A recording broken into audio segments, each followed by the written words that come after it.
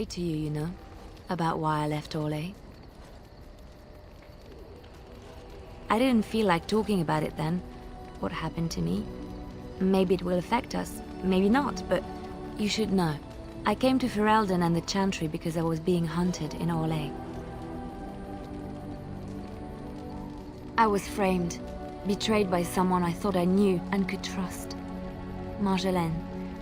She was my mentor and friend. She taught me the bardic arts, how to enchant with words and song, to carry myself like a highborn lady, to blend in as a servant. The skills I learned, I used to serve her, my bard master, because I loved her, and because I enjoyed what I did. You can say it was my fault. There was a man I was sent to kill. I was to bring Marjolaine everything he carried. I don't know who this man was. She gave me a name and a description, and I hunted him down. I found documents on his body, sealed documents. It turns out that they were. My curiosity got the better of me. Something told me that I needed to know what was in those letters. Marjolaine had been selling all kinds of information about Orlais to other countries, Nevara and Antiva among others. It was treason. My life as bard taught me that my loyalties should be kept fluid. My concern was not that she was a traitor, but that her life would be in danger if she was caught. Orlais has been at war with so many countries. It takes a harsh view of such things, as I later discovered. I should have left well alone, but I didn't. I had to tell Marjolaine I feared for her life. She brushed aside my concern. She admitted her guilt, but said it was in the past. That is why the documents had to be destroyed, she said. I believed her. I kept believing up till the moment they showed me the documents, altered by her hand, to make me look the traitor. Yes, the Orlesian guards. They captured me. Did terrible things to make me confess and reveal my conspirators. It was a traitor's punishment I endured. And at the end of it, all that awaited me was eternity in an unmarked grave. No, survival was my only concern at the time. The skills Marjolaine taught me were good for something at least. I broke free when I saw the opportunity. I did not seek Marjolaine out. If she thought I was coming for her, she would have me caught again. I was tempted to confront her. I was furious, betrayed. But what could I do against her? And so I fled to Ferelden, to the Chantry and the Maker. Ferelden protected my person, and the Maker saved my soul. And that is the reason I am here. The real reason. No more lies between us, at least in this.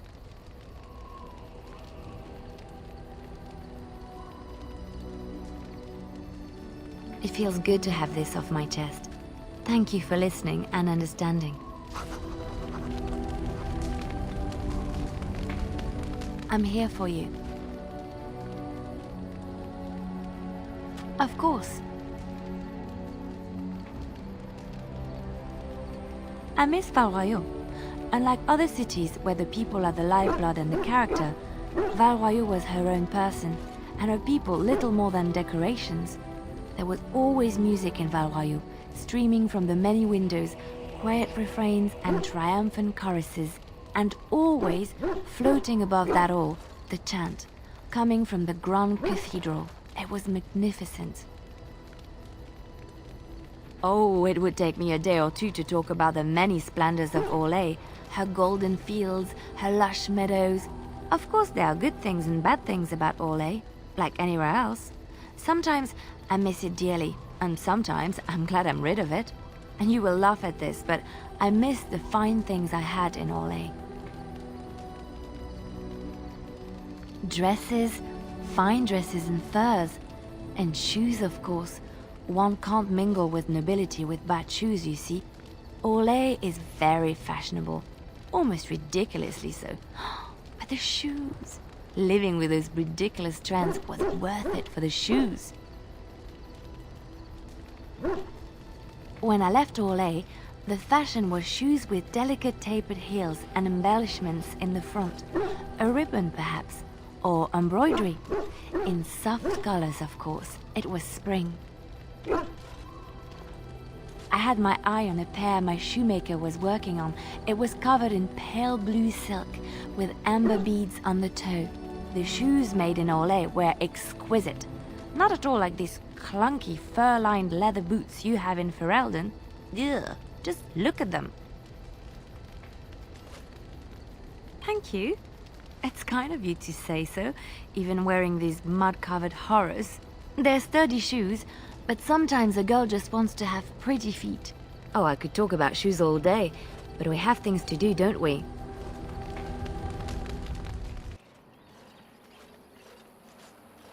Hold, outsider. You may be of my kind, but you are not Dalish. Why are you here? Why?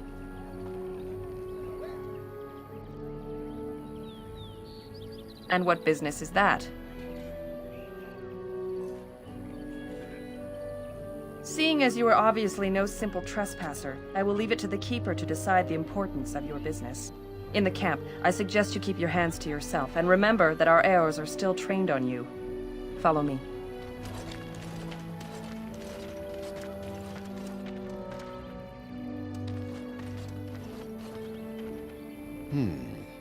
I see we have guests. And a hound amongst them. As if we haven't had enough problems with such creatures. Who are these strangers, Mithra? I have precious little patience and less time to spend on outsiders today. I understand, but this one claims to have important business with our people. I see. Tell me, stranger, what business could you possibly have with us? We have our own issues we must deal with, as you can see. You might have simply said so to begin with. Masirinus, Mithra. You may return to your post. Manuvinen, Keeper. Now, allow me to introduce myself. I am Zafrian, the keeper of this clan, its guide and preserver of our ancient lore. And you are? If you came to bring news of the Blight in the south, it is not needed. I had already sensed its corruption. I would have taken the clan north by now, had we the ability to move. Sadly, as you can see, we do not. I imagine you are here regarding the treaty we signed centuries ago. Unfortunately, we may not be able to live up to the promise we made. This will require some explanation. Please, follow me.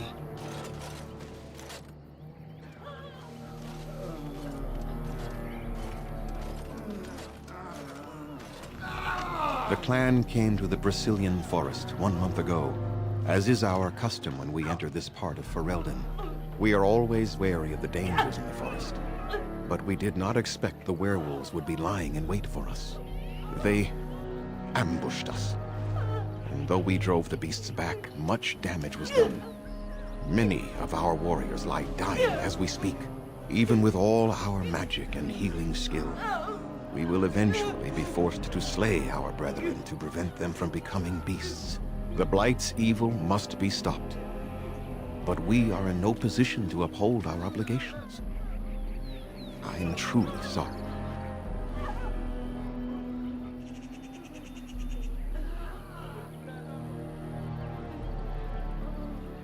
The affliction is a curse that runs rampant in their blood, bringing great agony and then ultimately either death or a transformation into something monstrous.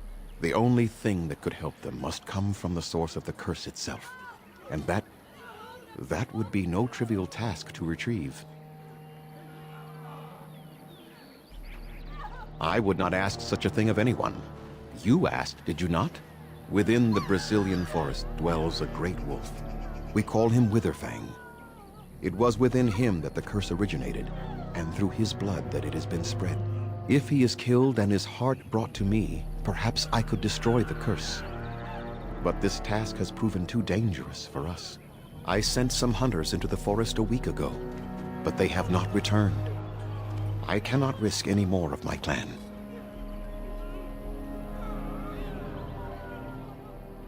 I must warn you that more than werewolves lurk in the Brecilian forest. It has a history full of carnage and murder, you see.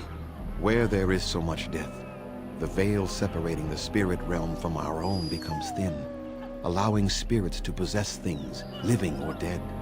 But if you can indeed help, then I wish you luck. I must return to caring for my people. Creator's speed on your way. Yes? What is it you need? Have you news?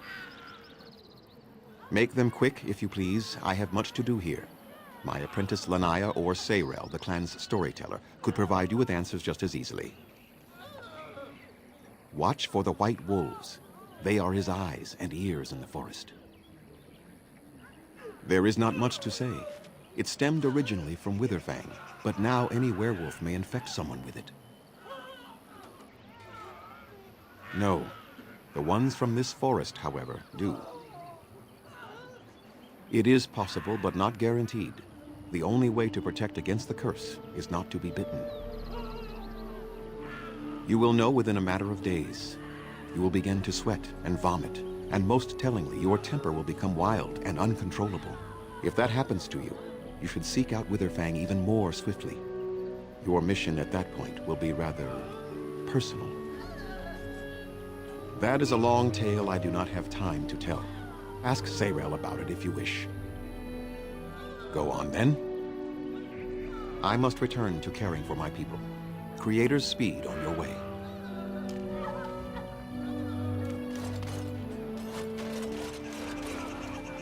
We few wanderers greet you, friend. We do not see many of our city brethren here in the woods. Would you help us break our fast? Come then and sit. Join us by the fire.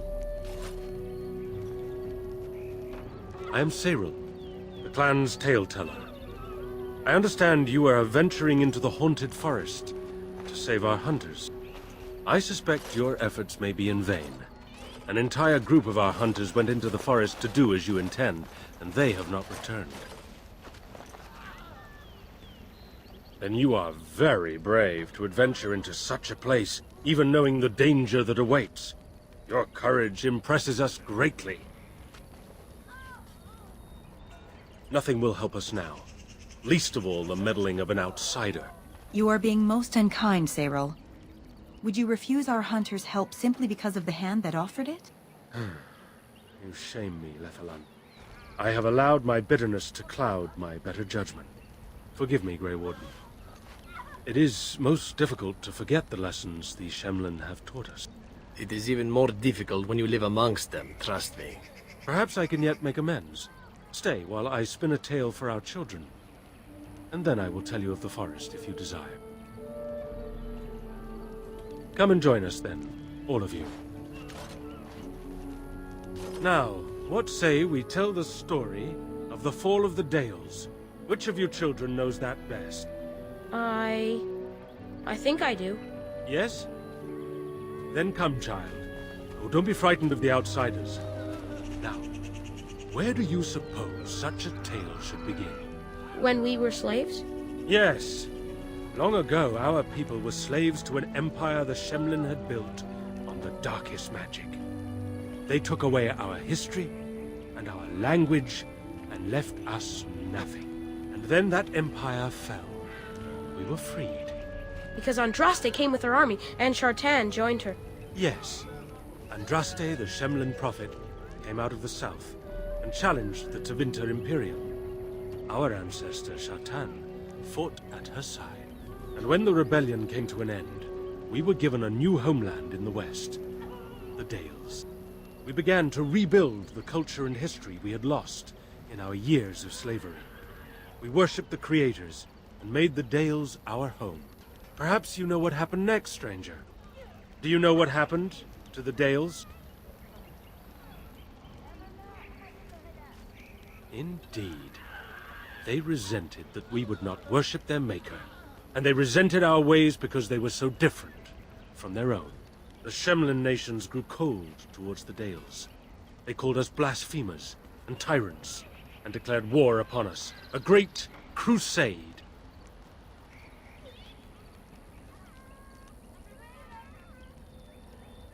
Told by whom? A history that has been dictated by the victors, no doubt. Oh, I am certain we played a part in our downfall.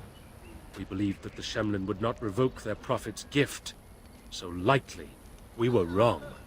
They took our lands, forcing us to abandon our gods and live as beggars in Shemlin cities. But there were those of us who refused to abandon our ways. They emblazoned the symbols of the creators upon their flesh and vowed to keep their ancient lore alive. That's us. That's the Dalish. Indeed, child.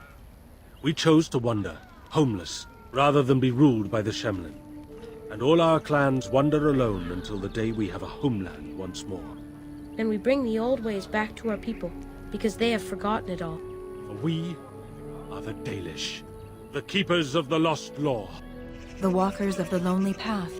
We are the Elvenar, and never again shall we submit. And that is the tale of the Dales, stranger. Thank you for allowing us to tell it to you. Perhaps one day, you will tell us a tale of your people. A day when you are not guest and stranger, but savior. Now, as I said I would, I can tell you what I know of the Brecilian forest. Do you wish to hear it? Our legends say that before the Shemlin came, the Brecilian forest was a place of our ancestors that predated even our oldest homeland. The people of the Imperium came here and gave the forest its name. If they found traces of our ancestors, we cannot say. If they did, those elves were slain or enslaved. We know only that a great many battles were fought here. These trees grow upon the graves of those who fell, Shemlin and elves both. So much death in one place tore the veil into the beyond. The Shemlin know the beyond as the Fade, the place of dreams and spirits. When the veil is torn, spirits pass into our world freely. The legends say that one great spirit possessed the wolf that became Witherfang, who passed its curse of rage onto men and created werewolves. So Zathrian insists. He says that Witherfang does not age, as the werewolves do. Witherfang is as much spirit as it is beast, and thus it is immortal. Perhaps it cannot even be slain.